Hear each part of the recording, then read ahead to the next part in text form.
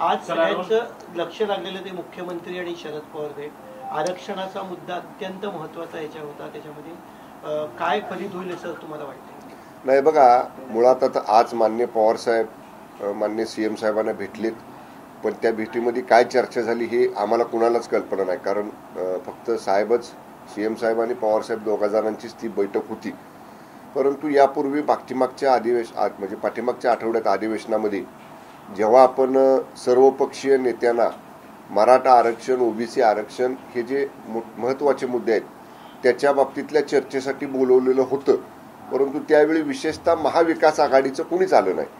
त्यामुळं आता तो संदर्भ आहे का वेगळे विषय आहेत आजच्या चर्चेमधले याची काहीच कल्पना आम्हाला कोणालाच नाही. त्यामुळे एक तर माननीय पवार साहेब सांगू शकतात की बाबा ह्याच्यामध्ये काय चर्चा झाली, किंवा माननीय मुख्यमंत्री कार्यालयाकडनं अशा पद्धतीचं काही माहिती मिळू शकते. त्यामुळे या बाबतीत आम्ही जे नव्हतो बैठकीत त्यांनी काय बोलणं मला योग्य वाटत नाही. आज गंभीर आरोप केलेत विरोधी पक्षनेत्यांनी. विजय वडेट्टीवार यांनी आज पत्रकार परिषद घेऊन दिल्लीच्या चड्डा नामक विकासकाला 400 कोटी रुपये प्रधानमंत्री आवास योजनेतून मंजूर केले, मात्र एकही घर बांधलं गेलं नाही. माझा कॉन्ट्रॅक्टर मित्र, माझा लाडका कॉन्ट्रॅक्टर मित्र अशी योजना राबवली जाते की कसा प्रश्न उपस्थित केला. विजय वडेट्टीवार साहेब आता विरोधी पक्ष नेते आहेत, असे आरोप करणं हे विरोधी पक्ष नेत्याचं कामच असतं. पण असे आरोप करताना याच्यामध्ये काही तथ्य आहे का, याच्या बाबतीतले त्यांच्याकडे काही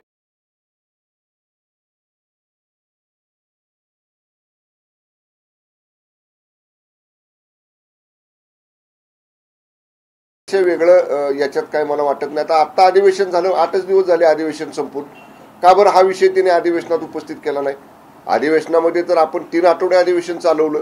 सगळ्या प्रश्नांची विरोधकांची आम्ही ज्यांनी प्रश्न विचारले त्यांची सगळ्यांची सरकारनं उत्तरं दिली. मग ज्यावेळी ते आयुध त्यांच्या हातामध्ये होतं त्यावेळी काय बोलायचं नाही आणि असं माध्यमांच्या पुढे यायचं, सनसनाटी निर्माण होईल असे काहीतरी आरोप करायचे, मोठ्या आकड्यांचा त्याच्यामध्ये रकमांचा उल्लेख करायचा. त्यांच्याकडे काय जर त्याच्या बाबतीतली माहिती असेल, त्यांच्याकडे काही पुरावे असतील तर त्यांनी द्यावे सरकारकडे, सरकार तपासून घेईल. पण सर, एकीकडे अशा पद्धतीचे आरोप होताना बघायला मिळतात, पण जे काँग्रेस सध्या आरोप करते त्याच काँग्रेसच्या क्रॉस वोटिंग केलेल्या आमदारांवर मात्र काँग्रेस कारवाई करायला घाबरते का, असं वाटतं तुम्हाला? कारण कारवाईच होत नाहीये. बरं, आता हे तर नक्की की कालच्या विधान परिषदेच्या निवडणुकीमध्ये महायुतीची मतं इंटॅक्ट राहिली, आहे तशीच राहिली.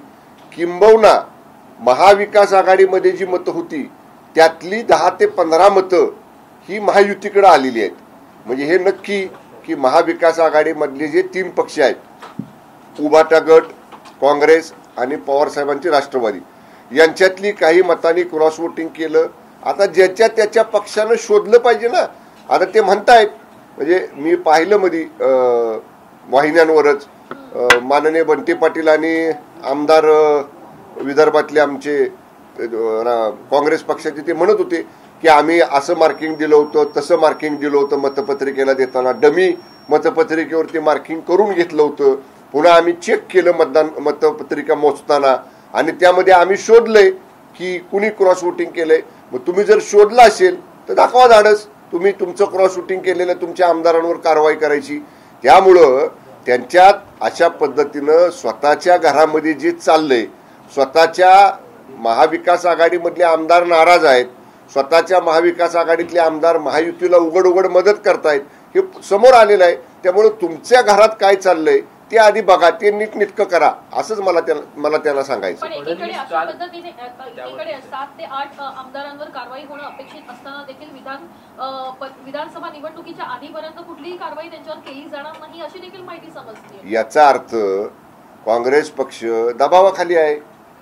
काँग्रेस पक्षाला भीती वाटते की आता जर काय आपण कारवाई करायला गेलो आणि जर ही संख्या वाढली आणि जास्त मोठ्या संख्येनं जर हे आमदार आपले नाराज होऊन महायुतीकडे गेले तर मग काय राहणार काँग्रेसचं.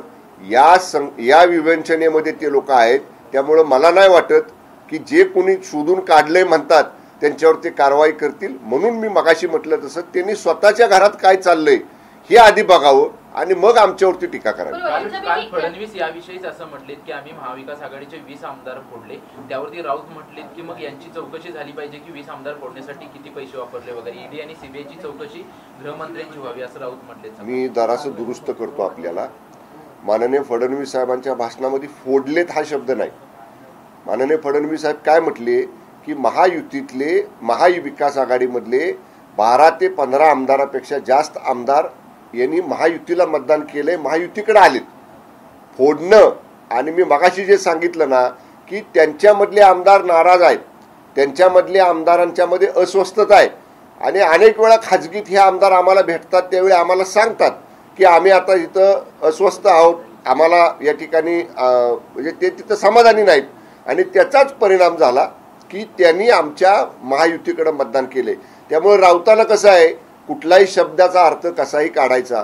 माननीय फडणवीस साहेबांनी स्पष्ट सांगितलेलं आहे 12 ते 15 किंवा 15 आमदारापेक्षा जास्त आमदार हे महाविकास आघाडीतले आमच्याकडे आलेले आहेत. आमच्याकडे आलेत म्हणजे त्यांना फोडलं असा त्याचा अर्थ होत नाही ना. काल उद्धवजींनी प्रेस घेतली आणि त्याच्यामध्ये मुख्यमंत्र्यांवर धारावीच्या संदर्भामध्ये बोलताना लाडकी योजना, लाडकी बहीण, लाडकी हे म्हणता लाडका मित्र अशा स्वरूपात भूमिका घेतली. मी आता त्याचं उत्तर दिलं ना. मुळात उद्धवजी यांचा स्वभाव पाहता अनेक प्रकल्पाला पहिल्यांदा ते विरोध करतात आणि कालांतराने युटर्न मारतात असं दिसून येतं का? तुम्ही त्यांच्याबरोबर केलेलं काम आहे, अनेक प्रकल्प त्यांच्याबरोबर असताना त्यांनी विरोध केले आणि नंतर परत त्याला विरोध खूप मावून गेला.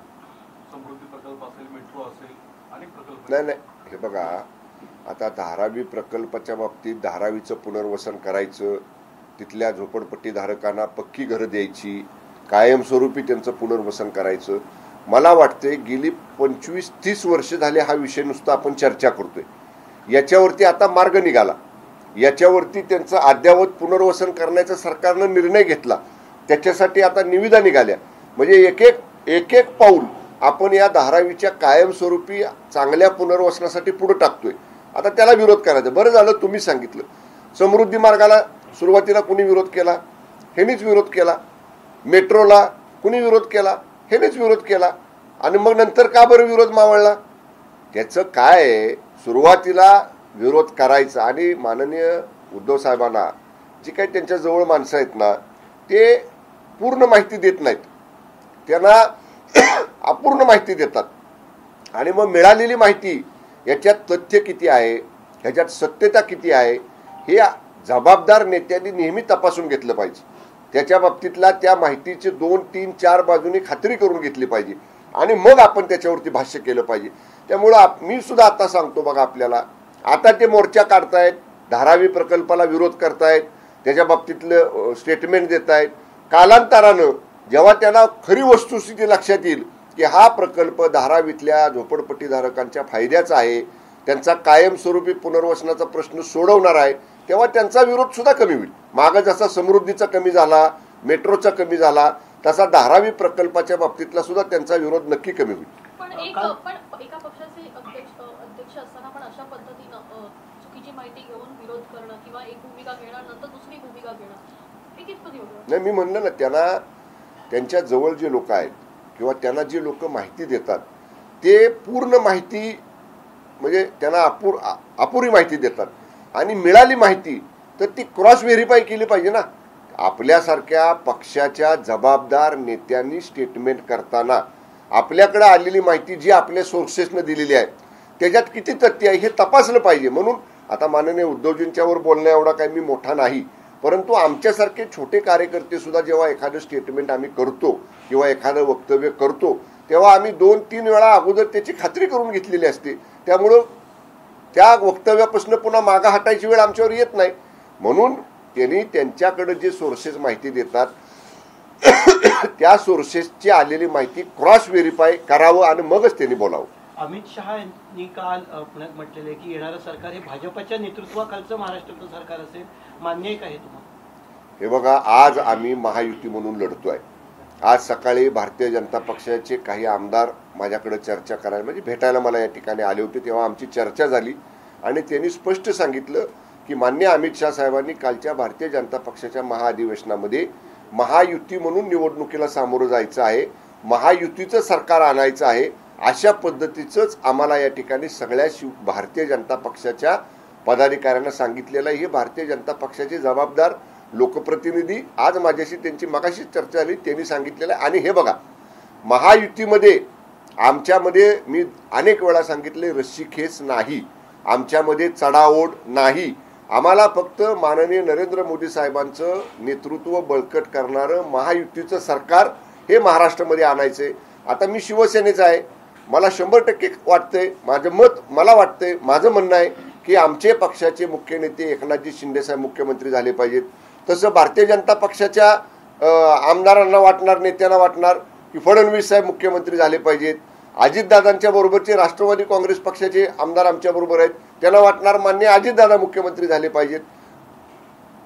व्यक्त करणं किंवा अपेक्षा करणं आणि मत व्यक्त करणं, इच्छा व्यक्त करणं आणि ते मत असणं ह्याच्यात काही गैर नाही ना. पण एकदा महायुतीचं बहुमत महाराष्ट्रामध्ये आलं की मी सांगतो हे 3च नेते एकत्र बसतील आणि हे 3 जण एकत्र बसून राज्याचं नेतृत्व कुणी करावं याच्यावरचा निर्णय निकालानंतर हे 3 जण एकत्र बसून घेतील. आज शरद पवार आणि मुख्यमंत्री भेटले, मराठा आरक्षण हा महत्वाचा विषय होता. पण असं असताना भाजपाचेच नेते आता आरोप करतात की शरद पवार मुख्यमंत्री असताना त्यांनी काही केलं नाही. अण्णासाहेब पाटील यांच्या आत्महत्येनंतर सुद्धा त्यांनी आरक्षणाचा विषय गांभीर्याने नाही घेतला आणि आता चर्चा करतायत. हा आरोप तुम्हाला मान्य आहे का भाजपा नेते जे करतायत शरद पवार? आता हे तर खरं आहे की पवार साहेबांचं सरकार असताना, पवार साहेबांकडे राज्याचं नेतृत्व असताना मराठा आरक्षण मिळालं नाही, मराठा आरक्षणाचा प्रश्न सुटला नाही, हे त्रिवार सत्य आहे. कुणी सोडवला?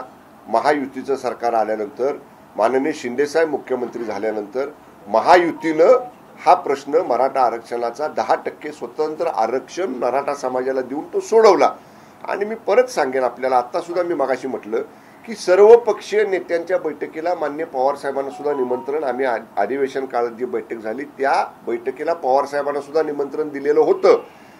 पवार साहेब त्या बैठकीला आले नाहीत, उभाटा गटाचं कुणी आलं नाही, त्यांच्याबरोबर असणाऱ्या काँग्रेसचं कुणी आलं नाही.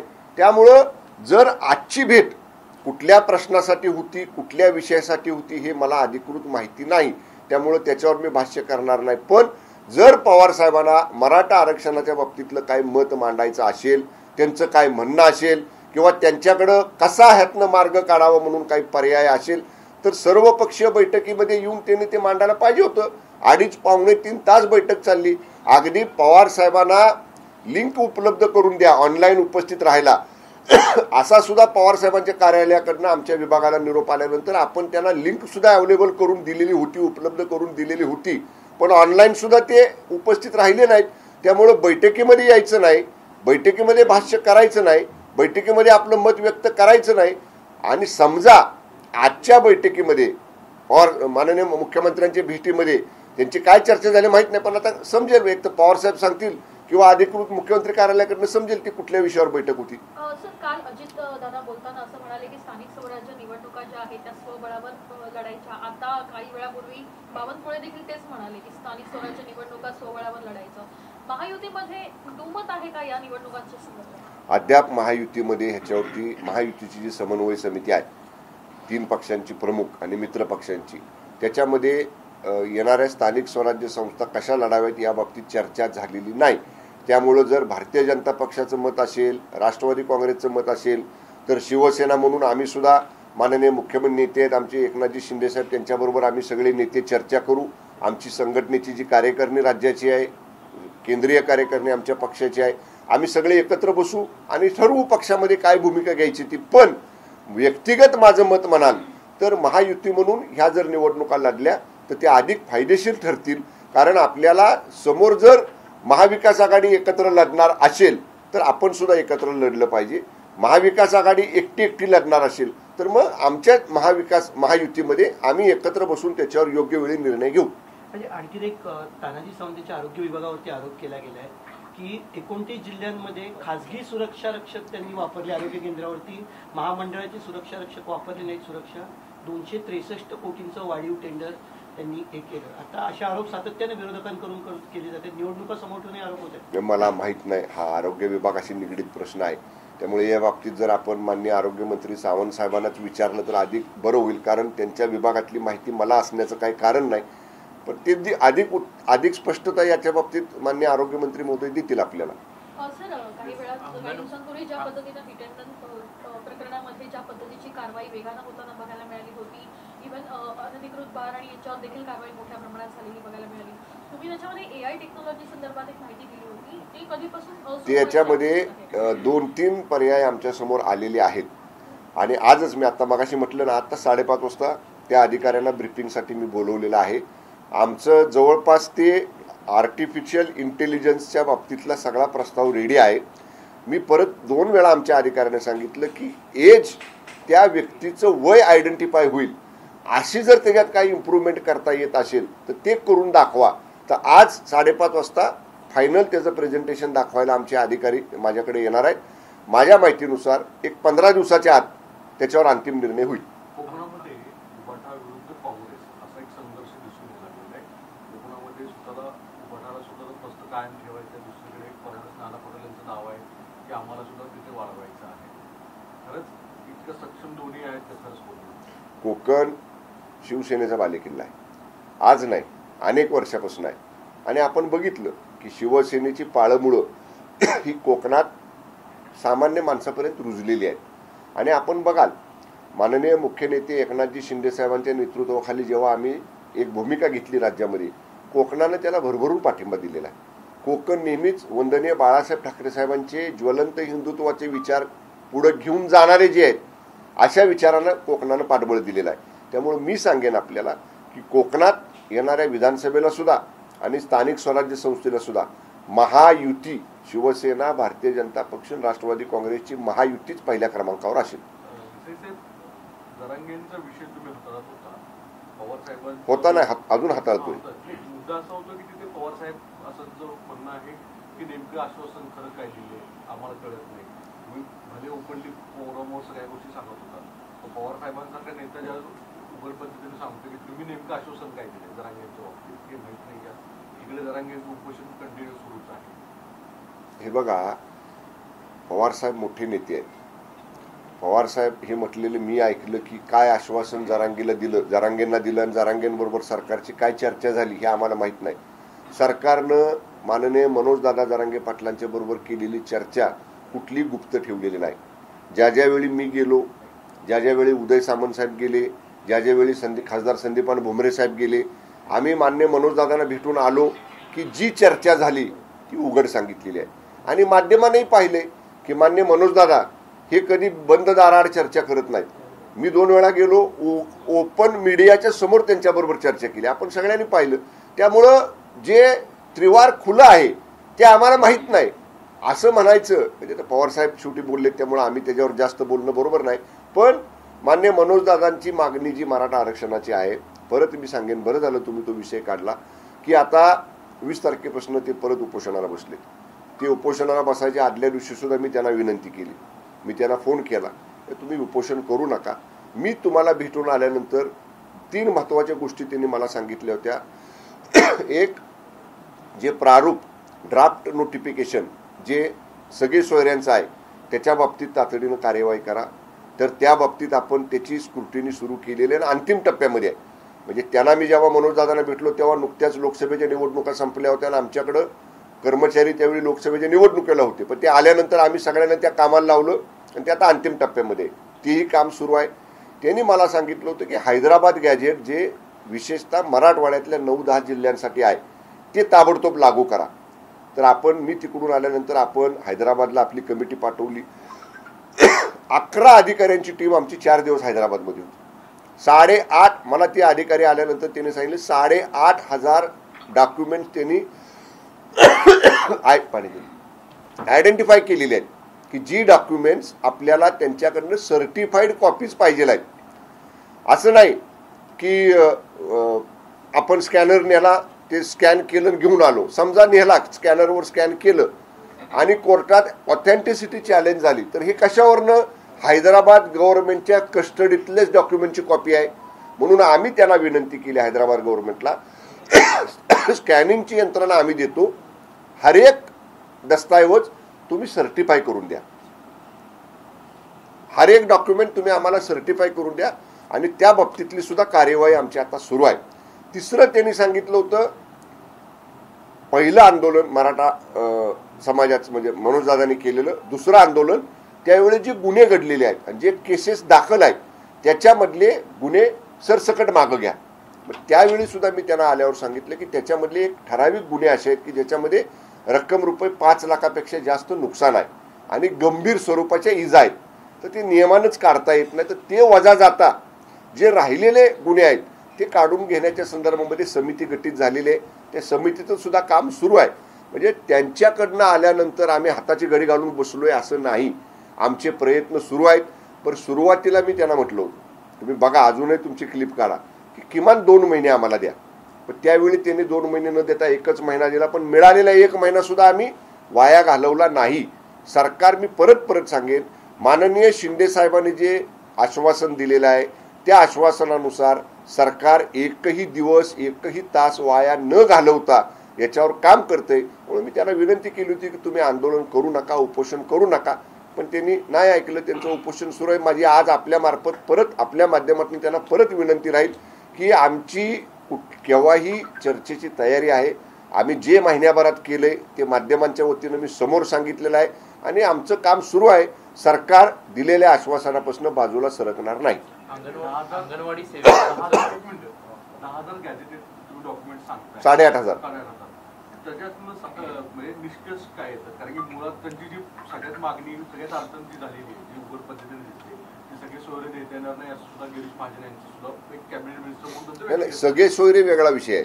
आणि हैदराबाद गॅजेट काय आहे की हैदराबाद गॅजेट पूर्वी निजाम स्टेट होतं.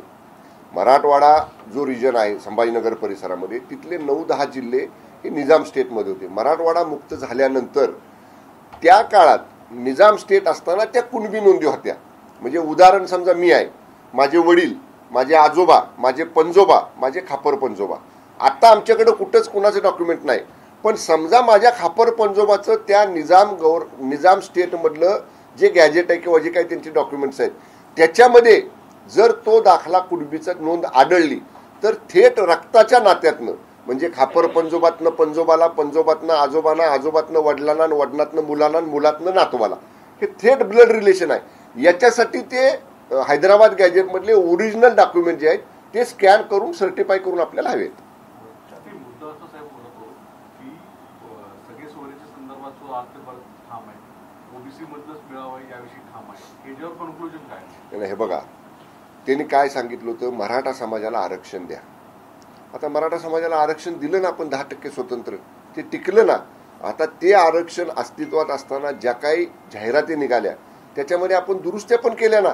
मराठा समाजाचं स्वतंत्र आरक्षण त्या जाहिरातींमध्ये ठेवलं, त्याप्रमाणे अर्ज मागवले, परीक्षा घेतला तर निकाल लागतील. आता परत मागं जायचं आणि हे 10% आरक्षण मराठा समाजाचं आहेच, आता पुन्हा ओबीसीत ते घाला असं म्हणायचं, म्हणजे हे कॉम्प्लिकेशन आहे. ह्याच्यामध्ये कुठेतरी गुंतागुंत होणार आहे. त्यामुळे आता जो निर्णय 10% आरक्षणाचा झालेला आहे तो मराठा समाजानं स्वीकारलेला आहे. मराठा समाजाला त्यातनं काही सवलती मिळायला सुरुवात झालेली आहे. आता माझं एवढंच त्यांना सांगणं आहे की सगळ्या सोयऱ्यांच्या बाबतीत सुद्धा 8.5 लाख हरकती आलेल्या आहेत आणि त्याच्यात एक नवीन ॲडिशन झालं. सर्वपक्षीय बैठक जी झाली आता अधिवेशनामध्ये, त्याच्यामध्ये जे काही पक्षाचे नेते आले होते त्यांनी लिगल डॉक्युमेंट्स, म्हणजे कायदेशीर त्यांचं ओपिनियन, त्यांच्या लिगल टीमचं, त्यांनी घेतलेल्या निवृत्त न्यायमूर्तींचं एवढं मोठं प्रत्येकानं बंच, हा त्या लिगल ऑब्जेक्शनचा सुद्धा त्या दिवशी समिती पुढे म्हणजे सर्वपक्षीय बैठकीमध्ये दाखल केलेला आहे. त्याची सुद्धा स्क्रुटिनी करावं लागेल. मी एका वाक्यात जर सांगायचं झालं ना, घाई गडबडीमध्ये सगळ्या सोयऱ्यांचा निर्णय समजा आपण केला, घाई गडबडीमध्ये हैदराबाद गॅजेटचे ओरिजिनल सर्टिफाईड डॉक्युमेंट्स न आणता आपण काही निर्णय केला आणि समजा दुर्दैवानं तो कोर्टात टिकला नाही तर रिव्हर्स जाता येईल का आपल्याला? जर एकदा कोर्टानं निर्णय दिला तर मग गडबड करून आपण आपल्या पायावर दगड पाडून घेतल्यासारखं होईल. म्हणून पुरेसा वेळ दिला पाहिजे. जे करायचे ते कॉन्क्रीट केलं पाहिजे, कायद्याच्या नियमाच्या फ्रेममध्ये बसणार केलं पाहिजे आणि त्याच्यासाठीच आम्ही मनोज दादांना म्हणतो की थोडासा वेळ सरकारला दिला पाहिजे. अभियांत्रिकी असेल, वैद्यकीय, इतर जे व्यावसायिक शिक्षण आहे त्याच्यामध्ये जात पडताळणी सर्टिफिकेट 6 महिन्याची वेळ देण्यात आली, मुदतवाढ देण्यात आली, सरकारने निर्णय घेतला. मराठा समाजाच्या विद्यार्थ्यांचा विशेषतः फायदा होणार आहे. जात पडताळणी एवढ्यासाठीच आहे की त्या कॅटेगरीमधली नोकरी कन्फर्म करण्यासाठी किंवा त्या कॅटेगरीमधनं सिलेक्शन झाल्यानंतर व्हॅलिडिटी ज्याला आपण म्हणतो ती कायद्यानंच बंधनकारक केलेली आहे.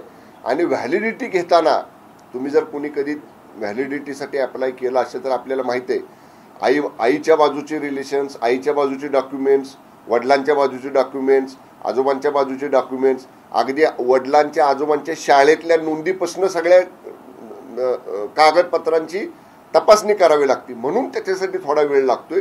पण ज्यांना ज्यांना व्हॅलिडिटी प्राप्त झालेली आहे त्यांनी व्हॅलिडिटी सर्टिफिकेट जात पडताळणी न्याय समितीकडनं प्राप्त करून घेतलेला आहे, त्यांना ह्याचा फायदा मिळालेला आहे. आणि जर थोडीशी मुदतवाढ दिली असेल तर त्या मुलांचं नुकसान होऊ नये म्हणूनसाठीच दिलेलं आहे. पण 100% ज्यांना ज्यांना याच्यासाठी अवधी हवा आहे ना त्यांना तो अवधी या वाढीव मुदतीमुळे मिळणार आहे आणि निश्चित याचा फायदा मराठा समाजातल्या तरुणांना सुद्धा होणार आहे. ओके. अंगणवाडी सेविकांचं असं म्हणणं आहे की 10,000 मानधनामध्ये आमचं काही होत नाही. त्यावरती अजितदादांनी असं उत्तर दिलंय की पुढे म्हणाल की 1 लाखामध्ये देखील आमचं काही होत नाही. अंगणवाडी सेविकांना कुणी रक्कम वाढ केली? आमच्या सरकारने केली. याच्या अगोदर केलेली नव्हती. एकदम अंगणवाडी सेविकांना मदत वाढ दिली, पोलीस पाटलांना रक्कम मानधन वाढ दिली. आपण आणखीन मला वाटतं कोतवालांचाही विषय या ठिकाणी आपण घेतला. सगळ्यांना म्हणजे जे जे वंचित घटक होते त्या सगळ्यांना शिंदे साहेबांच्या, फडणवीस साहेबांच्या, दादांच्या नेतृत्वाखालच्या सरकारनं भरीव मदत दिलेली आहे. आणि शेवटी जो देणारा असतो त्याच्याकडेच मागतात. त्यामुळं त्यांनी मागितलं, ठीक आहे मागितलंय, पण शेवटी राज्याची आर्थिक परिस्थिती, आतापर्यंत त्यांना किती वेळा पैसे वाढवून मिळाले आणि आम्ही किती वेळा दिले हे त्यांना आम्ही समजावून सांगू, त्यांना पटवून सांगू.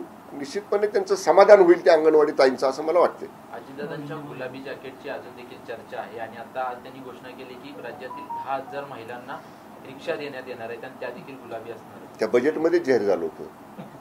आपण पाहिलं जर असेल अर्थसंकल्पामध्ये रिक्षांचा विषय जेव्हा आला आणि रिक्षांची घोषणा जेव्हा महिलांना रिक्षा देण्याची झाली तेव्हा त्या गुलाबी रिक्षा द्यायच्यात हे अर्थसंकल्पामध्ये सभागृहात चर्चा झालेली आहे. तो योगायोग जुळून आला, दादांचं गुलाबी जॅकेट आणि त्या गुलाबी रिक्षा. Okay, thank you.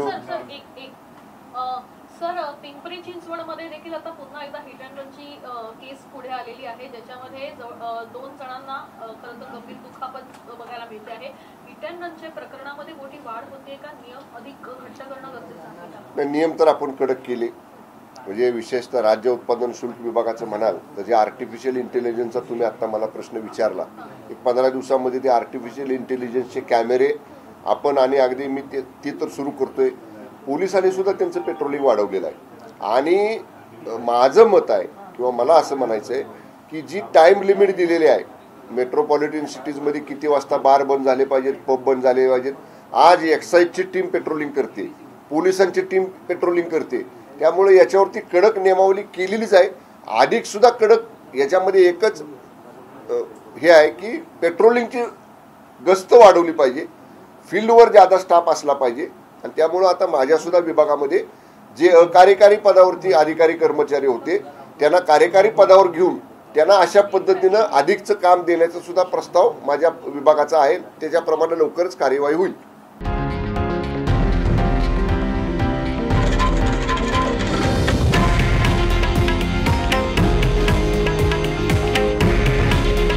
हे आहे देशातील नंबर 1 न्यूज नेटवर्क आणि आपण पाहत आहात TV9 मराठी.